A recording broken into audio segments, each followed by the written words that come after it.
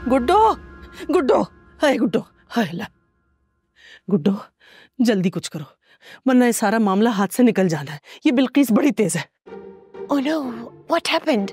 अब कौन सा जादू टोने हो गए? अरे ये तो उसकी जवानी के टोटके थे, अब तो उसकी जबान ही इन सारे कामों के लिए काफी है। पता है वो बैठे बैठे ऐसी चाल चल जाती है कि इंसान दंग रह जाए। आप मुझे स्केयर क्यों कर रही हैं? मुझे बताएं ना, what happened? अरे मेहताब के कानों में सरगोशियां कर रही थी और अपनी बेटी के लिए आइडिया डाल रही थी। और तो और हमारे खिलाफ उसे डरा भी रही थी कि मेहताब के लिए हमारी बेटियां कभी सही हो ही नहीं सकती। My God, ये चालाकियां तो सिर्फ और सिर्फ बिल्किस कर सकती है। आपको याद है कैसे कैसे मेथड्स यूज करती थी वो अपनी जगह बनाने के लिए। लेकिन मैंने भी कच्ची पिल्स नहीं खाई। अगर हमें बुलाया है तो हमारी तीनों बेटियों को इक्वल ट्रीटमेंट मिलनी है। आपको पता है कितना मुश्किल है दुबई से आना, लेकिन मैंने दुबई में एक चीज लर्न की है कि अपने दिल में कोई बात नहीं रखो। अपने दिल में रख रख के उसको फ्रिज बनाने की जरूरत नहीं है। इसलिए मैं अपना वेट हल्का करने जा रही हूँ। बस अब मैं जा रही हूँ अपने दिल का वेट हल्का करने। रे रुको तो सही जज्बाती, मेरी बात तो सुन लो। देखो बिल्किस का कोई ना कोई हल तो हम निकाल ही लेंगे, लेकिन आज से उसकी बेटी की गलतियां पकड़ना शुरू कर दो। तुम मेहताब के आगे पीछे बार बार ये बात जताना शुरू करो कि इस घर में जो भी उल्टा सीधा हो रहा है ना, इन सब में बिल्किस की बेटी की बेवकूफी शामिल है। आहा, जस्ट रिमेम्बर्ड, जब मेरी नई नई शादी हुई थी तो आपने मेरे साथ यही किया था। पूरे घर को लगता था कि जब मैं आऊंगी तो ब्रिक से ब्रिक बच जाएगी। जब भी कुछ होता था घर में तो आप कहती थी गुड्डो ने किया है। कोई नाराज होता था तो आप कहती थी गुड्डो ने किया है। कोई बीमार होता था तो आप कहती थी गुड्डो ने किया है। देखो अगर पुरानी बातें खोलोगी ना तो हमारी इस घर में दाल गलना मुश्किल हो जाएगी। इसलिए बेहतरी और भलाई इसी में है कि सब कुछ भूल जाओ और जो मैंने समझाया है उस पर अमल करो। अरे हाँ हाँ, नजर भी आ रही है, आवाज भी आ रही है, सब खैरियत है। वो यहीं बैठी है, आप खुद पूछ लीजिए उससे। लो भाई। जी अस्सलाम वालेकुम जुबैदा बाजी, कैसी हैं आप? जी जी अल्लाह का शुक्र है, बस सारी तैयारी तकरीबन मुकम्मल है जी। नहीं वो बस एक खुशखबरी हो जाए, ज़रा चांद की बात तय हो जाए, फिर हम दोनों खुशखबरी सुनेंगे। अरे भाई मुझे ये बताओ, अचानक क्या सूझी तुम्हें चांद की करने की? लड़का है उसे अभी आज़ाद रहने दो, हो जाएगा जब अल्लाह ने वक्त लिखा हुआ।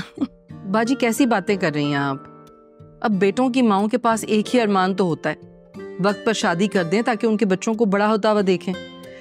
वरना सारी जिंदगी तो बस यही किया है, बच्चे पालना और बातें सुनना। अरे भाई तुम भी ना छोड़ो पुरानी बातें, अल्लाह का शुक्र अदा करो, अल्लाह ने कितनी नेमतों से नवाजा है। और हाँ एक बात याद रखना, बच्चों से बगैर पूछे कुछ मत करना, अपनी मर्जी मत डालना उन पर। कल को बात नहीं मानेंगे तो ज्यादा दुख होगा, समझ रही हो मेरी बात? नहीं बाजी ऐसी बात नहीं है, मेरा बेटा बहुत फर्मा बरदार है माशाल्लाह। उसने तो सारी बात समझे मेरी झोली में डाल दी है। उसने मुझे कहा जो आप मुनासिब समझें। अब देखें इतना हक तो है ना मेरा कि मैं उससे कहूँ कि मेरी पसंद की लड़की को अपना ले। चले आप तो बताएं ना कि आप कब पहुंच रही हैं? भाई आपकी बहू ने तो किसी भी काम को हाथ लगाने से इनकार कर दिया है, कहती है मुझे ताई अम्मी ने मना किया कि कोई काम नहीं करना तुमने। बहुत बिगाड़ दिया आपने उसे। तुम परेशान मत हो, हमने बिगाड़ा ना, रखना भी तो हमने ही है ना, फिक्र मत करो जल्दी आ जाएंगे। चांद आपके लिए लस्सी। क्या कर रही हैं, क्यों कर रही हैं? उठें उठें, ये करने की क्या जरूरत है आपको? दरअसल ना इस वक्त आपके लिए ठंडी ठंडी चीजें पीना बड़ा मुनासिब है, इसलिए लेकर आई हूँ।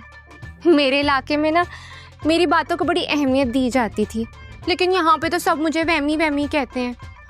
लेकिन ये बात सही है कि हर काम करने का ना एक वक्त होता है, अगर वो काम उस वक्त पे ना किया जाए ना सब तहस नहस हो जाता है। देखिए हीर, मैं समझता हूँ कि जिंदगी को सिंपल होना चाहिए, कॉम्प्लिकेटेड नहीं होना चाहिए। अगर हम यही सोचते रहे कि इस वक्त पे ये करना है, इस वक्त पे ये नहीं करना, ऐसे नहीं करना, ऐसे नहीं करना, तो लाइफ कॉम्प्लिकेटेड हो जाएगी, फिर काम कैसे होंगे? जी मैं तो आप ही की फिक्र में कह रही थी, आपको नहीं अच्छा लगता तो मैं नहीं कहूँगी, लेकिन फिर दिल को धड़का सा लगा रहेगा। खैर लस्सी तो पिए, गर्म हो जाएगी।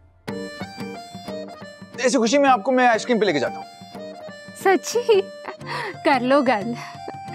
ठीक है, फिर चलें? हाँ हाँ, मैं फलो को कहता हूँ कि सबको तैयार करे, फिर हम सब चलते हैं। सब चलते हैं? लेकिन ये प्लान तो हम दोनों का था ना।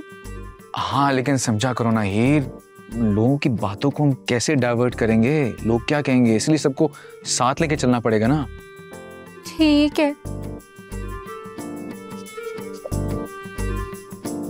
उठ जा सितारा, उठ जा, हम जा रहे हैं। पलक क्यों शोर मचा रही हूँ? मैं अभी आकर लेटी हूँ।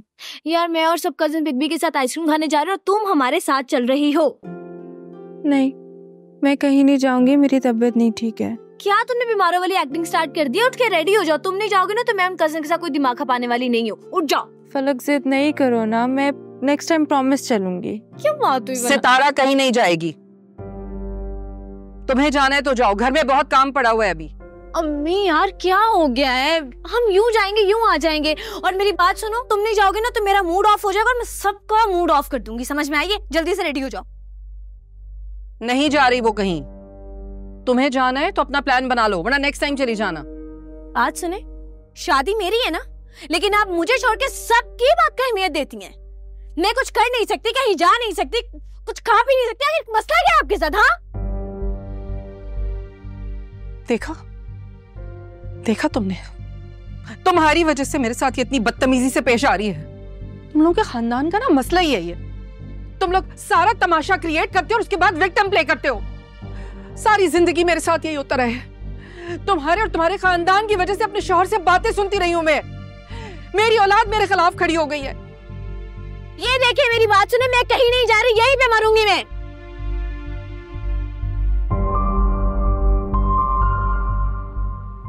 वानी, मैंने फलक को कभी भी आपके खिलाफ कुछ नहीं कहा। मैं वैसे भी नहीं जा रही थी, मैं अब भी नहीं जाऊंगी।